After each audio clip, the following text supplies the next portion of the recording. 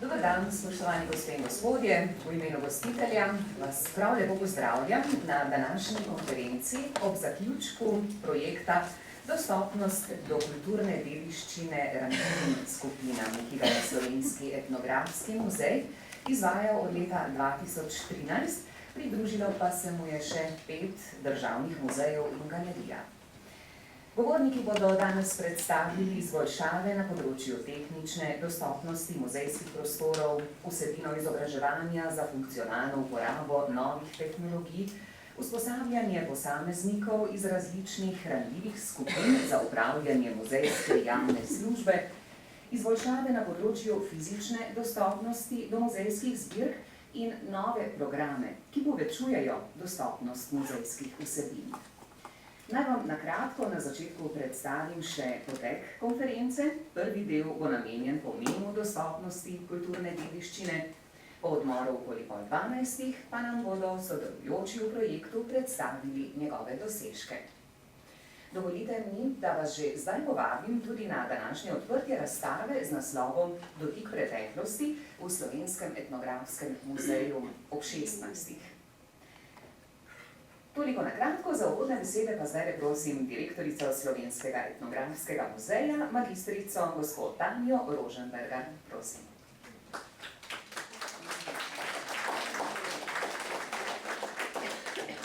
Hvala lepa za besedo in lep pozdrav v imenu Slovenskega etnografskega muzeja, vodilne institucije, ki je seveda v sodelovanju s partnerji in pa s sodelavci iz Ministrstva za kulturo, ki je vodilo to operacijo, organiziralo, peljalo ta izjemno kompleksen in pomemben projekt več kot 2 leti. Torej, spoštovani vsi prisotni, cenjeni gostje, dame in gospodje, predstavniki Ministrstva za kulturo Republike Slovenije, strokovni sodelavci, se pravi v tem projektu smo se povezovali tudi z različnimi strokovnjaki z tega področja, potem tudi predstavniki različnih organizacij, zvez in pa društev, predstavniki partnerskih muzejev, spoštovane direktorice, tudi gostje iz Hrvaške, lep pozdrav in seveda predvsem lep pozdrav vsem, ki ste sodelovali v projektu, z njim več kot 2 leti dihali, ga razvijali in udejanjali. Direktorica omenila, kdo vse je bil to vključen, kakšni so dosežki in tako naprej. To vse je bilo storjeno v bistvu tudi s pomočjo evropskih sredstev. Za ta evropska sredstva se je bilo treba boriti in jih pridobiti. Dostopnost muzeja je besedna zveza, ki jo zadnja leta vedno pogosteje slišimo in se ves čas nahaja v podzavesti vsakega direktorja in kustosa. Vsi vemo, da naši muzeji morajo biti, postati dostopni, le redki pa to dejansko tudi dosežejo, oziroma celo dobijo možnost, da dostopnost muzeja dosežejo v celoti. Projekt, ki se danes uradno zaključuje, je zaradi tega zagotovo pohvalen, saj je posegel po področjih, ki so pri nas še vedno le redko prisotna in je prinesel dosežke, o katerih mnogih muzejih šele razmišljam. Izguba vida je za uživanje kulturnih dobrin ena največjih preprek. V okviru projekta Dostopnost so v Slovenskem etnografskem muzeju poleg opisov, audiodeskripcij in več čutnih vodstev za slepe in slabovidne osebe pripravili tudi kopije muzejskih predmetov. Posamezne faze izdelave so potekale v sodelovanju s posamezniki iz Zveze društev slepih in slabovidnih Slovenije ter Knjižnico slepih in slabovidnih. No, o pomenu tovrstne dostopnosti nam bo zdaj spregovoril predsednik Zveze društev slepih in slabovidnih Slovenije, gospod Tomaž Vraber. Na nek način danes, vsaj v tem pomenu, stičišče vse, kar se v kulturi dogaja. In po mojem globokem prepričanju je kultura tisti del našega življenja, ki je za vsakega človeka vse pomemben in mu pomaga tudi, ker se znajde v stiskah, tudi pri premoščanju ob različnih invalidnostih in tudi kot oblika rehabilitacije. Kajti kultura nas vključuje v družbo, nas pomaga potegniti iz osamljenosti in nam pomaga ohranjati življenjske stike. Živ organizem, ki ponuja nove poglede na zgodovino, eksponate. Virtualni načini pa so vse bolj pomembni tudi za gluhe, ki so odvisni od vizualne komunikacije. Izboljšava dostopnosti zgolj s tolmačenjem v znakovni jezik še ne pomeni tudi izboljšanja, saj koncept zahteva prilagojeno metodiko dela, kot tudi spoznavanje miselnosti oziroma filozofijo obiskovalcev. Novost na tem področju je denimo uvedba gluhih vodičev v muzejska vodstva. Sicer pa bo več o vsem skupaj povedal naš naslednji govornik, gospod Anton Petrič iz Zveze gluhih in naglušnih Slovenije. Velikokrat se sprašujemo, ali so nam kulturne ustanove dostopne in kje vidimo pravzaprav mi te ovire. Zaradi gluhote smo velikokrat prikrajšani pri sprejemanju različnih informacij. Vidimo samo sliko. Nimamo pa stika z zvokom. Preko ustrezne tehnologije, lahko to indukcijska zanka, tolmač ali pa uporaba digitalne tehnologije, kot sem jo že prej omenil, se pravi, ali preko tablice ali mobilnega telefona za prenos vseh informacij. Veseli nas, da boste danes svoje izkušnje z nami delili tudi gosti. Pred mikrofon najprej vabim direktorico Tiflološkega muzeja Zagreb, magistrico Željko Bosnar-Salihanić. Tiflološki muzej ću ovdje samo malo ja pokazati kao primjer socijalne inkluzije. To je muzej koji upravo je dostupan za osobe s invaliditetom i za, kako vi kažete, ranjive skupine ili možda u Hrvatskoj socijalno osjetljive skupine. Mi se nalazimo u centru grada, u zgradi koja je vlasništvo Hrvatskog saveza slijepih, u prostoru koji ima 600 kvadrata, a pola od toga, znači 300 kvadrata, je izložbeni prostor. Tiflološki muzej Zagreba torej lahko navdihuje svoje kolege kot primer dobre prakse in o delu z ranljivimi družbenimi skupinami ter programih zanje bo več povedala tudi muzejska pedagoginja, svetovalka, magistrica Željka Sušić. Zbog toga upravo naš muzej teži tome da brišemo razlike. Mislim da svi zajedno trebamo ići k tome da muzeji postanu jednostavno muzeji, što je rekla ravnateljica za sve, da se nadamo da ćemo u budućnosti izbrisati tu granicu dostupni i za one druge i za one ostale. Ne, mislimo i cijelo vrijeme radimo upravo na tome da su muzeji jednostavno za sve. I ono što nam je jako važno i kod ovih drugih, kako ih nazivamo, i drugačijih, poticali smo zapravo njihovo samopouzdanje, njihovu samosvjesnost, jer su i oni u sve ove naše projekte bili aktivno uključeni.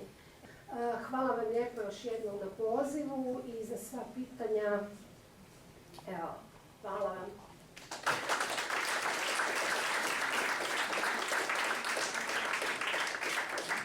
Hvala tudi vam, gospa Željka Sušić, obima gostjama iz Tiflološkega muzeja iz Zagreba, ki sta z nami delili dragocene izkušnje, in hvala tudi vsem govornikom v prvem delu današnje konference. Pred nadaljevanjem bomo nekoliko zajeli sapo, potem vas vabim še na drugi del, ko bodo sodelujoči v projektu predstavili dosežke projekta Dostopnost do kulturne dediščine ranljivim skupinam. Nadaljujemo pa čez 10 minut. Hvala.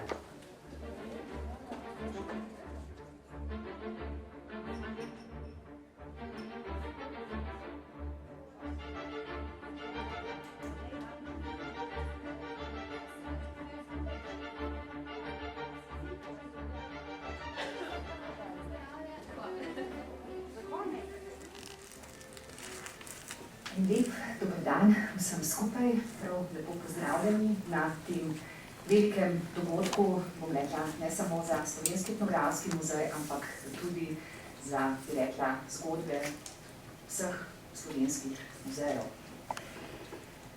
Naj vam na kratko na začetku predstavim nekaj dejstev o tem projektu. In sicer Slovenski etnografski muzej je bil imenovan za nosilca projekta Dostopnost do kulturne dediščine ranljivim skupinam z namenom razvijanja modela inkluzivnega zagotavljanja dostopnosti do kulturne dediščine ranljivim skupinam. Namen projekta je bil prispevati k uveljavljanju koncepta enakih možnosti preko izboljšanja dostopnosti dediščine in informacij o njej ranljivim skupinam ter usposabljanje za zaposlitev oseb, ki so pripadniki vsem prevajalcem, oblikovalcem, tolmačem, strokovnim sodelavcem, gospe Maksimi Krmavner, danes je tukaj z nami. Skratka, izredno široka paleta vseh, s katerimi smo prišli v stik, se spoznali. Zahvala vsem.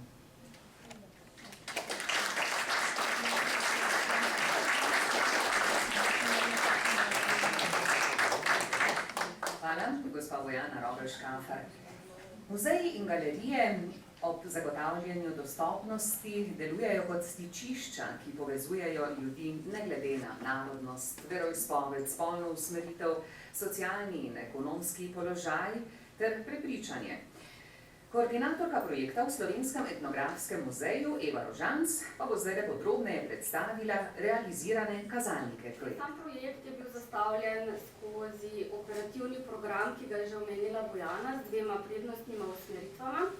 In znotraj teh usmeritev so bile v bistvu zastavljeni tudi kazalniki od začetka projekta.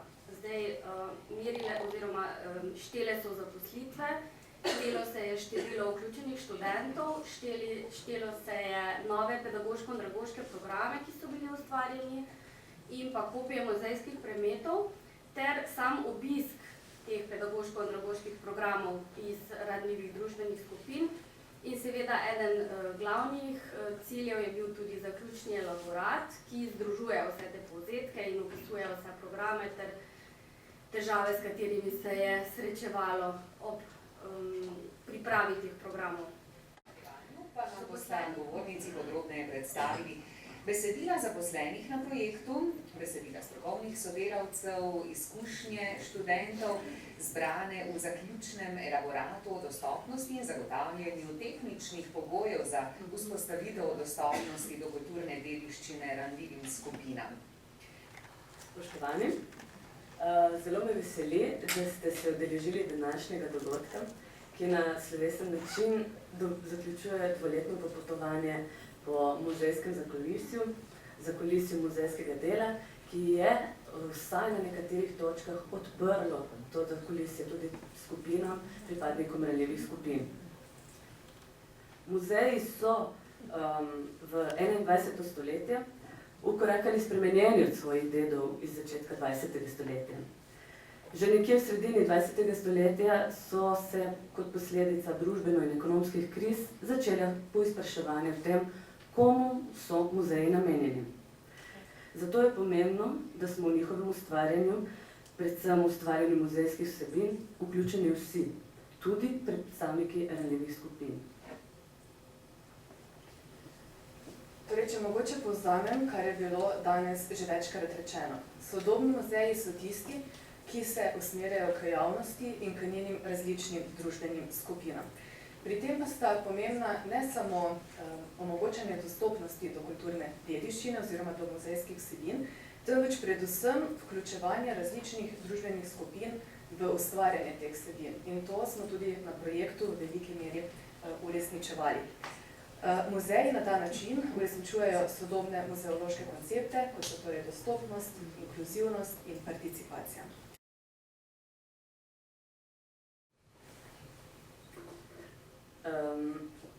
Izhajajoč iz vseh teh začetnih razmišljanj smo zaposleni na projektu ustvarili marsikatero uspešno zgodbo o dostopnosti muzejev.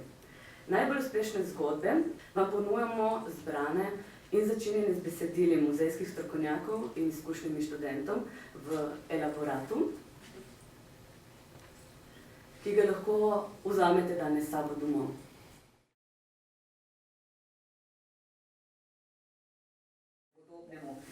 Po posvetovanju z ranljivimi skupinami pa so se odločili, da spletno stran še nadgradijo. In nadgradnjo je vodil magister Gregor Ilaš, ki nam bo zdaj predstavil izboljšave.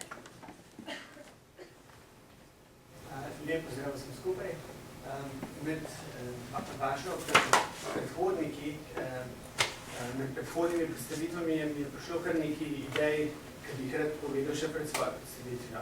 Namreč, kot večkrat gospod Smrdel poudari, ni vse v ceni oziroma sredstvih, ki so potrebne za prenovo spletne strani, ampak v tej ozaveščini, da smo tako spremenili, da se določene informacije, kdaj je kakšen dogodek, kje je cena dogodka in vse se zmeraj zdaj najde na istem mestu. Dodali smo avdio vodiče in vodiče v znakovnem mestu.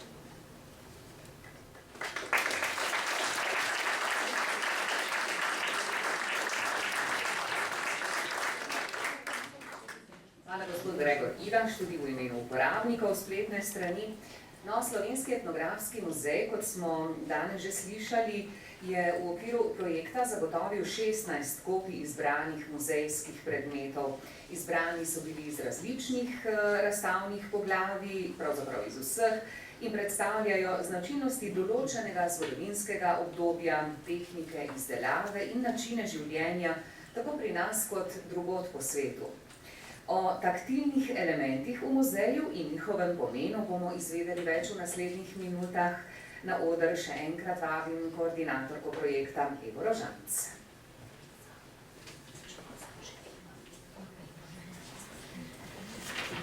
Lepo pozdravljeni še enkrat v mojem imenu. Danes smo pogosto slišali, kako pomembne oziroma kakšen pomen imajo kopije oziroma sami taktilni elementi za, ne bom rekla samo za slepe in slabovidne, ampak po lastni izkušnji za vse obiskovalce muzejev. Ne vem, ljudje smo pač primarno tako naravnani, da ko nekaj vidimo, bi se želeli tega tudi dotakniti. Jaz priznam, da to rada počnem.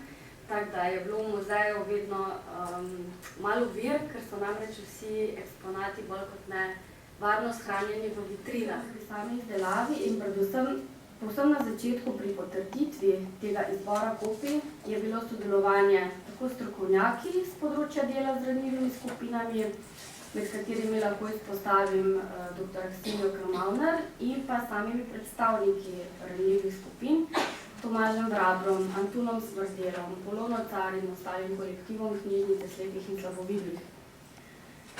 Z njihove strani smo pridobili tudi pomembne napotke, se pravi, da naj bojo kopije čim bolj enake originalu, se pravi po velikosti, po materialu in po strukturi. Če je pri kopiji gre za kombinacijo različnih materialov, naj se ohranijo tudi ti. In seveda, v večini primerov so kopije muzejskih predmetov izdelali kustosi in restavratorji Slovenskega etnografskega muzeja. Nekaj kopij pa je potekalo strani zunanjih izvajalcev in sicer pod nadzorom in mentorstvom restavratorjev.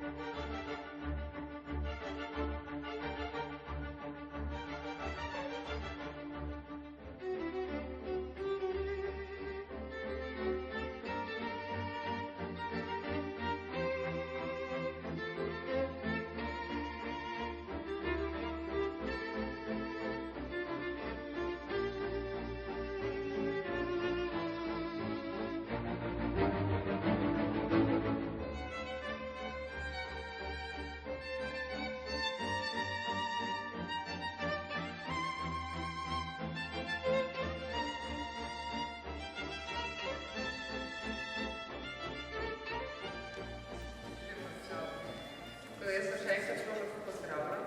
Pravi, že cel dan utripamo, razmišljamo z mislijo o dostopnosti do kulturne dediščine ranljivim skupinam. Zaključek več kot dveletnega projekta, tako da je danes nek tak res slovesen trenutek, slovesen dan, ko delamo ta pregled, kaj vse smo dosegli, kakšne rezultate smo oblikovali, kaj vse ste doživeli, kakšne izkušnje so za vami in pa seveda tudi, kako bomo lahko, kako boste lahko s temi novimi znanji dobro opremljeni delali drugače tudi naprej.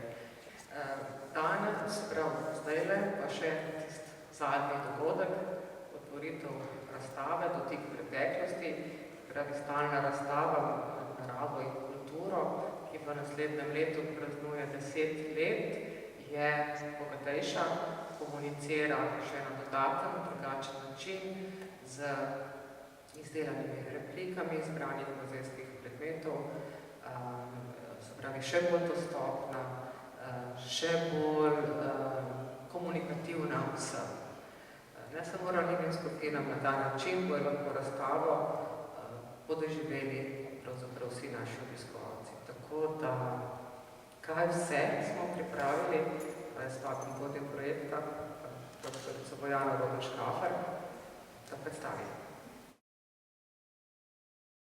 Skratka, kot smo danes že večkrat slišali, zaključuje se projekt, ki je nekako zavzemal, bom rekla, čisto osebno, velik del mojega časa v preteklih 2 letih, veliko enega angažmaja, prinašal pa tudi izjemno veliko zadovoljstvo. Ko sem sproti spremljala, kaj vse nastaja, kakšne ideje so sproti pravzaprav se ob razmisleku o dostopnosti oblikovale, kaj vse smo skupaj ustvarili na zelo različnih segmentih tega projekta.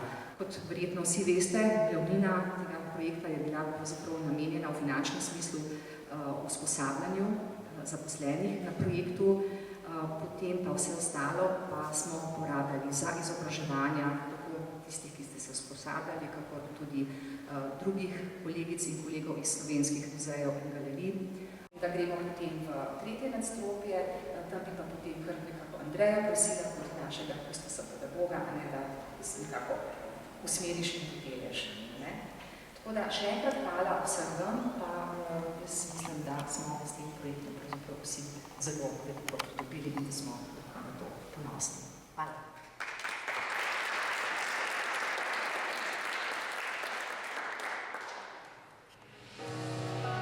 Poglej s dotikom, prisluhni gibu in dosežeš lahko vse.